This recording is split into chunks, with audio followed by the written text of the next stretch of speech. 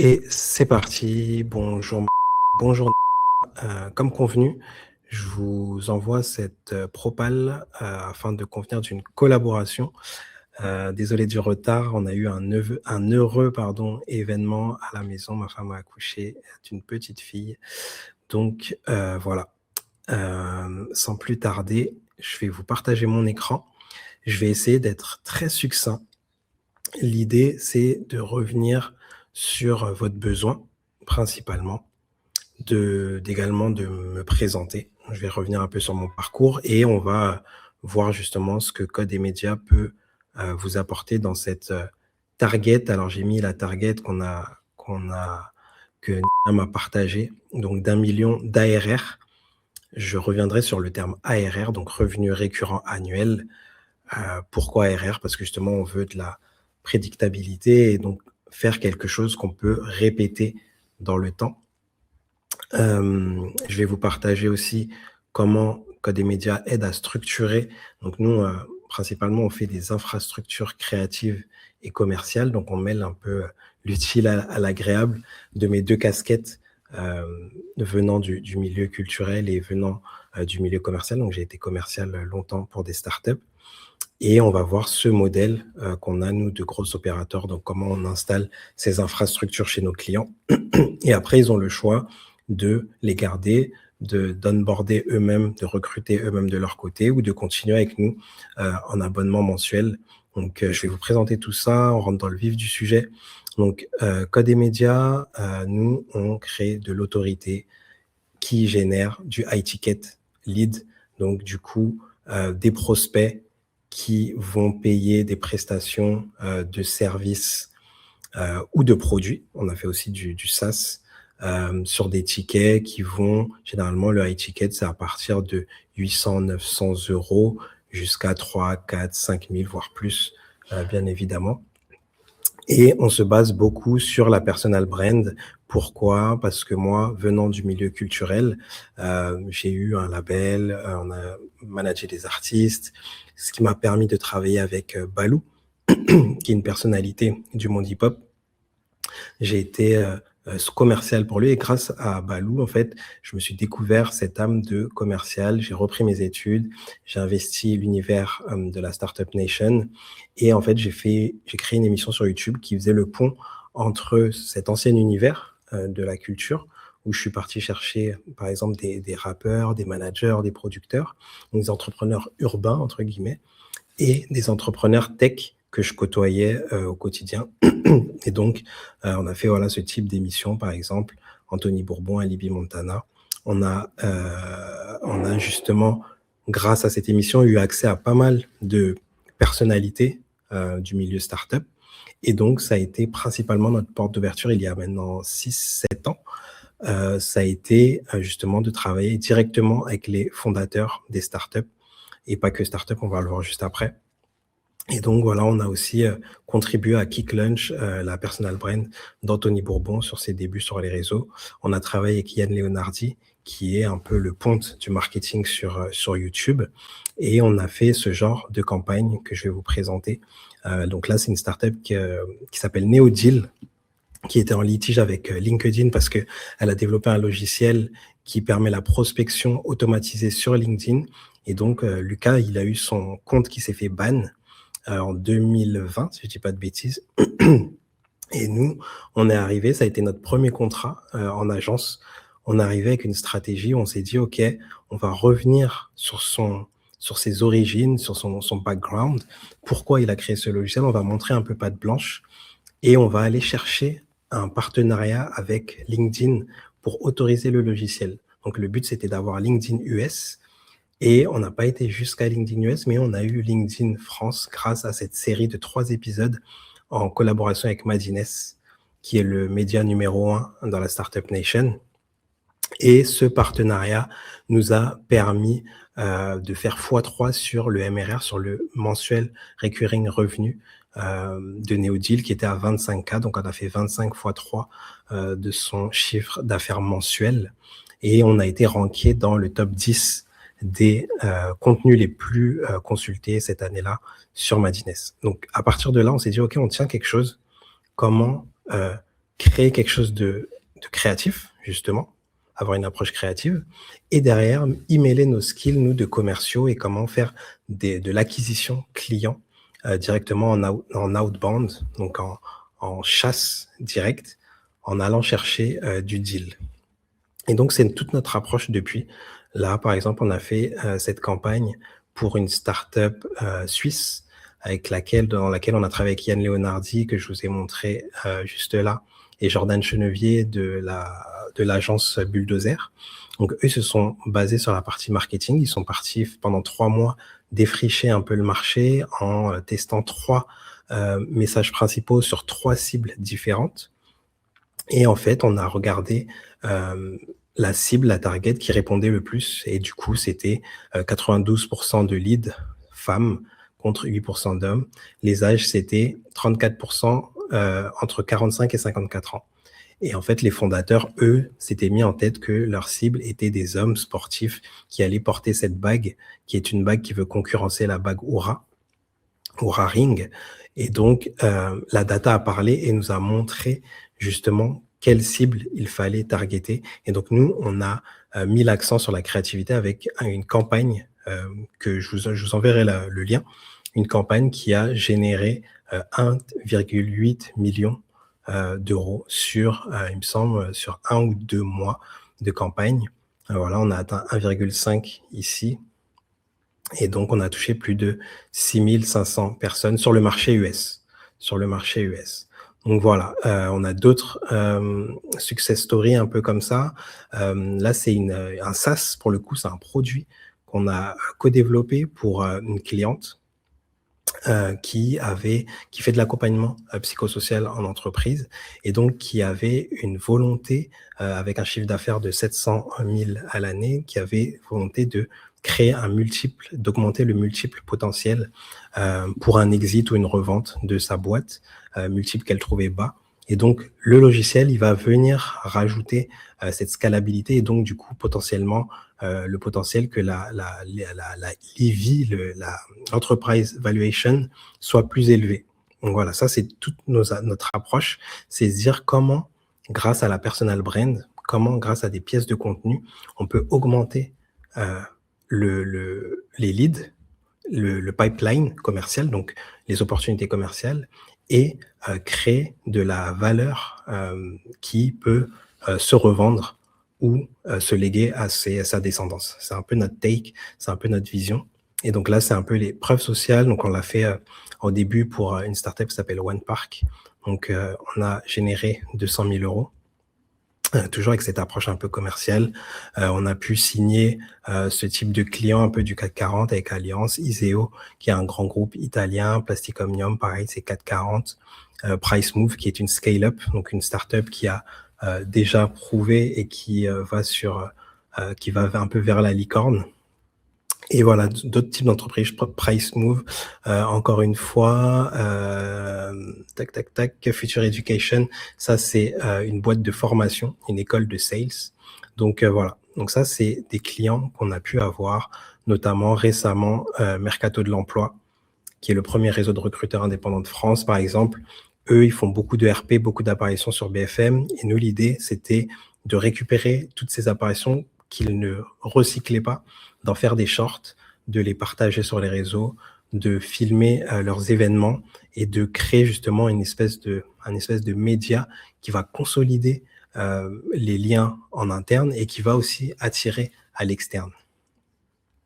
Pareil pour là, ça a été une opération tripartite, encore une fois, comme celle avec Madines, où on est allé chercher un financier, donc qui était la banque Shine, qui a sponsorisé cette vidéo.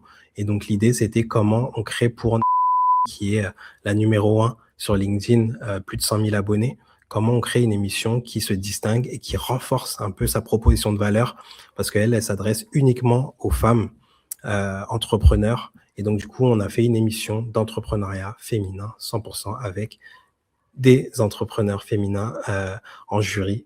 Pareil pour Ibrahima Sissoko, je vais vous en parler tout à l'heure, qui fait plus de 35 millions de chiffres d'affaires. On a créé une infrastructure où on est parti recycler aussi pareil des apparitions de podcasts. Des fois, on va faire en sorte qu'ils soient bookés sur des podcasts, on va reprendre les formats, on va en faire des shorts et tout ça va contribuer. Par exemple, lui, il est sur des levées de fonds régulièrement, des rachats de boîtes, des IPO potentiellement. Et donc ça va être des leviers qui vont augmenter sa brand, sa crédibilité, son autorité et qui vont lui permettre de s'asseoir à certaines tables auxquelles il n'aurait peut-être pas eu accès autrement. Et donc après, on a aussi pas mal de boîtes industrielles qu'on a pu signer grâce à une émission qui s'appelait Le Tour de France des CEO, des PME, pardon. Donc voilà, Nexans, Toshiba qui sont aussi des gros du CAC 40. Voilà. Donc ça, c'est un peu pour le côté preuve sociale. Récemment aussi, une infrastructure pour une experte B2B, Jessica. En 6 mois, on a fait 24 contenus. Hop, 24 contenus qui lui ont permis de closer des deals à plus de 5K en un call. Donc, chose qu'elle faisait déjà, en tout cas. Mais l'idée, c'était comment on fait pour renforcer son autorité sur son marché et comment elle peut désormais avoir beaucoup plus d'étiquettes. Donc, avec une stratégie tofu, bofu, mofu. Donc, ça, c'est quelque chose aussi que je vais vous proposer. C'est comment on joue sur différents levels de contenu, pas juste du contenu d'awareness, donc le contenu awareness un peu broad, grand public, qui s'adresse à tout venant, à des non-initiés. Donc, il faut se faire ce type de contenu, plus inspirationnel, mindset, etc. Mais il faut aussi du mofu.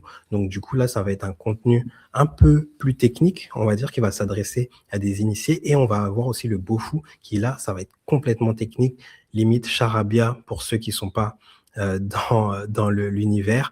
Et donc, ça va renforcer la brand et ça va permettre d'avoir 3 levels de clients. Donc, c'est ce qu'on va voir juste après sur comment, si on veut atteindre le million de chiffre d'affaires, comment il va falloir jouer sur ces 3 paliers et surtout orienter, nicher la proposition de valeur.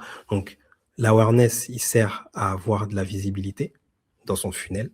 Et ensuite, on va qualifier les leads pour avoir un peu le nectar enfin et avoir uniquement les gens qui rentrent dans notre target et qui sont capables de payer une prestation high ticket, donc entre 1000 et 4000 euros, on va dire si c'est de la formation.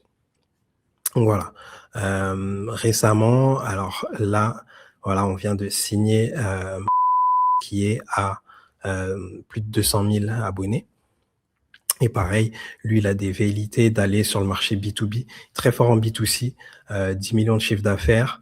Et l'idée, c'est comment on attaque le B2B sur LinkedIn. Donc, on va gérer son compte LinkedIn, faire des posts, lui demander de faire du contenu uniquement orienté B2B, donc corporate. Et avec ça, on va faire des boucles de prospection automatisées pour aller chercher du deal pour lui. Frédéric Utua, qu'on a accompagné du 0 à 60 000 abonnés. On est arrivé en cours de route, donc il avait déjà passé un certain palier. Et donc, nous, on a rajouté une brique beaucoup plus autoritaire avec des invités de renom, on va dire, avec qui il a pu faire des podcasts et qui renforcent un peu sa brand. Et lui, il est très fort sur le storytelling, très fort sur la création d'audience. Et aujourd'hui, c'est 200 rendez-vous bookés par vidéo. Donc, c'est assez énorme en organique. Donc là, on est sur de l'organique. Il n'a même pas encore activé les ads. Et donc, c'est une belle réussite qu'on a chez nous, dont on est assez fiers. Laetitia Fall, pareil, très experte sur tout ce qui est closing, vente, des sujets très techniques qui vont pas générer énormément de vues, mais qui vont s'adresser vraiment à du high level. Ça va être du head of sales chez France 2, des grosses boîtes aussi, pareil, du 440, etc. Et donc, ça va être comment on fait pour avoir une approche quand même assez broad, grand public. Donc là, on va parler de Suits, du Loup de Wall Street, etc. Et ramener le sujet sur son expertise et comment on fait pour mettre en avant son expertise. Donc, c'est vraiment ça l'approche. Et pareil pour Nekao School. Ça va être, OK, on veut parler de liberté financière, d'investissement, d'épargne. Et donc, on va aller chercher des personnalités qui vont partager ces sujets-là pour que le message passe au plus grand nombre et qu'il y ait le plus de gens possible qui rentrent dans notre entonnoir tofu, bofu, mofu. Et ensuite, on va faire du contenu très technique, là, qui va s'adresser aux personnes qui vont être prêtes à dépenser. Donc, voilà. Donc là, vous avez l'approche déjà qu'on aurait pour aller chercher ce million. L'idée, donc je vous le disais tout à l'heure, nous on est sur quelque chose d'inbound, outbound, c'est ça. Donc on va cumuler les deux. On va faire le contenu sur les réseaux, YouTube, LinkedIn, Instagram. Et derrière, les gens, ils vont prendre un rendez-vous, cliquer sur les liens qu'on va mettre à disposition. Et nous, on va avoir normalement, on a une équipe commerciale là qui gère ici les rendez-vous commerciaux, le closing. Ça peut être directement qui peut le faire sur les débuts. Et puis ensuite, il faudra mettre en place ce qu'on appelle un setter, un closer, etc. Et l'outbound, c'est passer un certain palier de chiffre d'affaires. Bon, on recrute une équipe commerciale et ils vont aller chasser eux-mêmes les cibles, les rentrer dans un CRM, faire du cold calling et pareil, le même schéma, qualification, rendez-vous 1, voir si la personne rentre bien dans le profil, dans le profilage. Rendez-vous 2, valider si tous les décideurs sont OK. Rendez-vous 3, donc là, c'est plus une approche qu'on fait sur du logiciel, mais ça marche aussi pour de la formation. Plus on qualifie le lead, parce que je sais qu'il y a eu ce sujet avec plus on qualifie le lead et plus on va aller chercher du qualitatif. Parce que l'idée, c'est pas de signer tout le monde sur la formation, c'est d'avoir de la qualité. Plus on a des gens qualifiés, c'est comme à Harvard, tout le monde ne rentre pas à Harvard. Plus la barrière à l'entrée est haute, plus on a des profils qui potentiellement vont réussir la transformation qu'on leur donne, qu'on leur offre, qu'on leur propose. Alors que si on a beaucoup de casses, beaucoup de profils qui ne fonctionnent pas, c'est là où ça casse la marque, ça crée des rumeurs, ça crée du bad buzz, voilà, beaucoup de choses négatives sur les réseaux. En plus, ça va très vite. Et donc, du coup, on passe très vite pour un escroc. Et c'est en fait, c'est la problématique de beaucoup. C'est pas forcément que leur accompagnement n'est pas bon, c'est que la qualification en début de funnel commercial est mauvaise et pas assez poussée. Et donc, nous, ce qu'on préconise, c'est vraiment ça, ça va être comment on fait pour qualifier au mieux le lead. Donc voilà. Avant d'arriver sur ce qu'on veut vous proposer avec Code et Médias, on va revenir déjà, nous, sur comment on le fait. Donc, généralement, nous, on s'adresse à 3 cibles. Alors, on a enlevé les startups, parce qu'on trouvait qu'il n'y avait pas un alignement. Généralement, une startup, elle ne comprend pas que l'enjeu de personal brand, ou c'est pas un enjeu en tout cas qui est assez grand pour dépenser de l'argent dessus. Là où il va avoir un alignement, ça va être avec les infopreneurs, avec les CEO qui se mettent en avant qui déjà créent du contenu sur YouTube, sur LinkedIn, sur Instagram, sur TikTok. Les consultants B2B, beaucoup. Comme Laetitia Fall, par exemple, qui sont entre 50K et 100K mensuels. Et voilà, les infopreneurs B2C, et qui sont pareils, entre 50, 100K, voire plus. Donc, ce type de profil, qu'est-ce qu'on va faire? On va structurer leur pensée, leur expertise. On va passer énormément de temps sur ce volet-là. Nous, c'est aller chercher ce qu'on appelle le specific knowledge. Vraiment, qu'est-ce qui les rend uniques sur leur marché? Comment ils font pour performer? Parce que déjà, ils performent déjà, en fait. Et on essaye de l'expliquer. On va en faire un framework, comme là. Yann Leonardi, par exemple, il parle beaucoup du AARRR. Il parle beaucoup de ce framework-là, et ce framework-là lui permet de se distinguer. C'est pas lui qui l'a inventé en plus, c'est le chef marketing de Facebook en 2004, si je dis pas de bêtises. Et donc du coup, lui, il s'en sert, il en parle à toutes les sauces, il se distingue, on retient ce qu'il dit sur YouTube, sur LinkedIn, et ça lui a permis d'écrire un livre. Et donc là, on est sur du mot, on est sur une barrière à l'entrée. C'est pas tout le monde qui écrit un livre. C'est déjà le cas de vous, Mawa, donc ça, c'est très bien. Donc, on va avoir pas mal de choses, je pense, à structurer en reprenant juste les 2 livres. Et je crois qu'il y a 2 livres, hein, si je dis pas de bêtises. Et donc, derrière nous, on va en faire des process de production. On va comprendre vraiment l'expertise, la pensée, la façon de faire. Et ensuite, on va nourrir des agents IA qui vont nous proposer des scripts, justement, basés sur ces informations-là. Et on va créer en volume. Voilà, on a tout ce process automatisé pour créer en volume le contenu. Et ensuite, voilà, c'est du knowledge, c'est du savoir qui peut se transférer en interne si demain on forme, et cetera. Les personnes peuvent consulter les vidéos. Nous, on a fait beaucoup de vidéos en interne pour les grands groupes. Généralement, c'est majoritairement, aller à peut-être 70, c'est de la vidéo interne. C'est vraiment, du passage de process. Donc c'est comment, pour passer à l'échelle, il faut que toutes les équipes soient au diapason et connaissent, l'histoire du CEO, connaissent les valeurs, connaissent, les différents playbooks, et cetera, et cetera. Ensuite, une fois qu'on comprend le sujet de notre client, on va pouvoir lui rédiger des posts LinkedIn, des scripts YouTube, et cetera, et on va pouvoir aussi, mettre en place une campagne de RP, faire en sorte qu'ils soient invités dans des podcasts, faire des collaborations, inviter des gens sur ses propres contenus, et cetera, et cetera.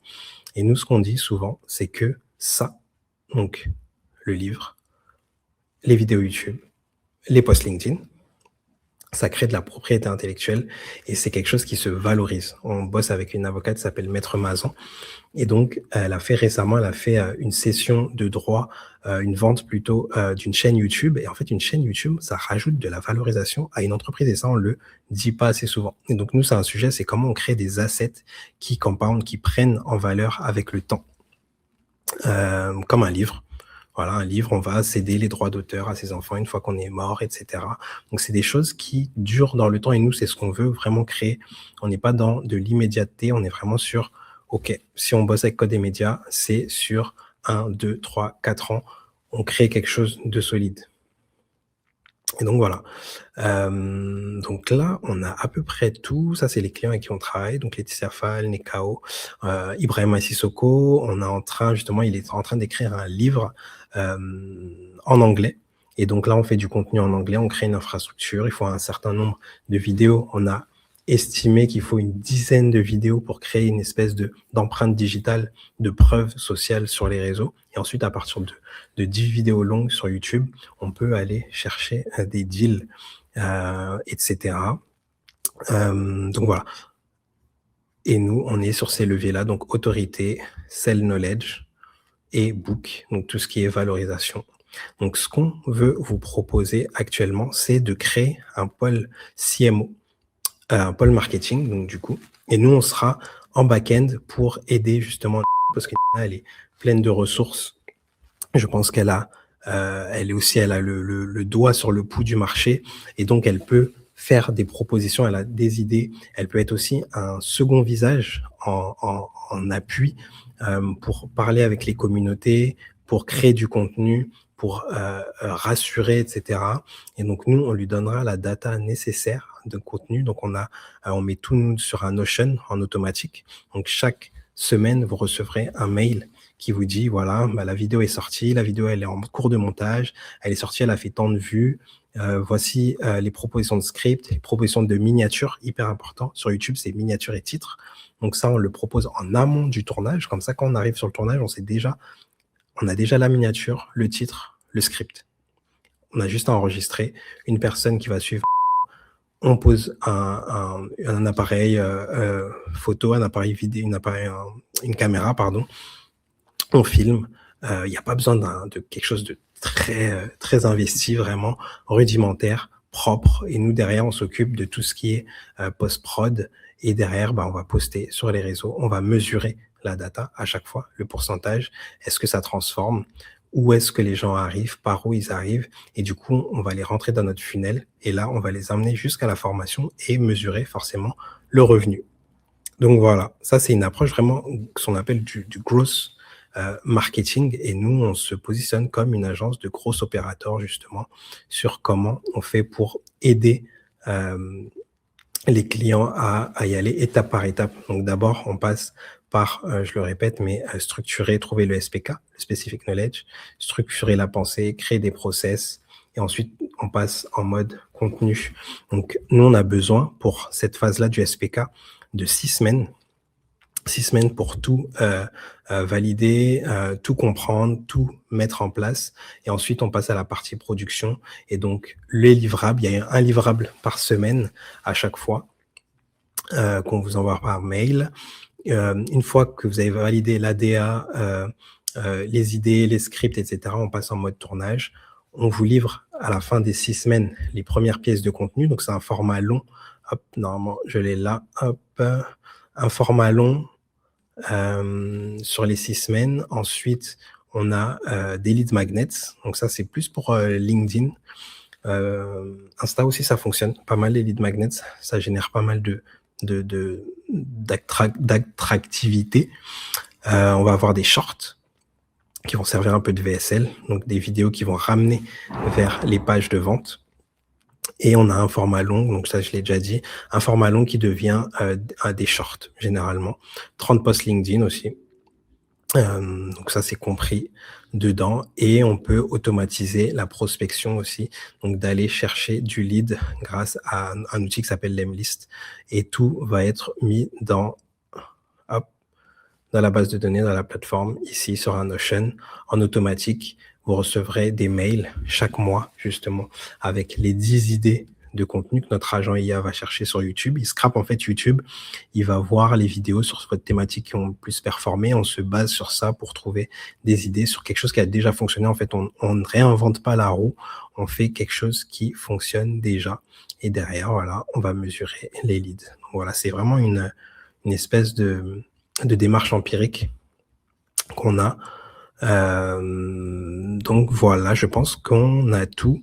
Donc 6 semaines, le SPK, livrable final, première vidéo longue, et ensuite c'est du mensuel. On a des abonnements pour des vidéos, une vidéo par mois, donc 6 shorts, 2 vidéos par mois, donc 12 shorts, et ainsi de suite. Et après, on a 4 vidéos par mois, selon le besoin. Et donc, on est à 4005 pour le SPK programme sur les 6 premières semaines. Et ensuite, c'est un abonnement de 2500 pardon, mensuel ou plus selon. Donc, 2005, c'est une vidéo, 4000, 2 vidéos et 9000, 4 vidéos. Donc voilà, c'est une espèce de forfait.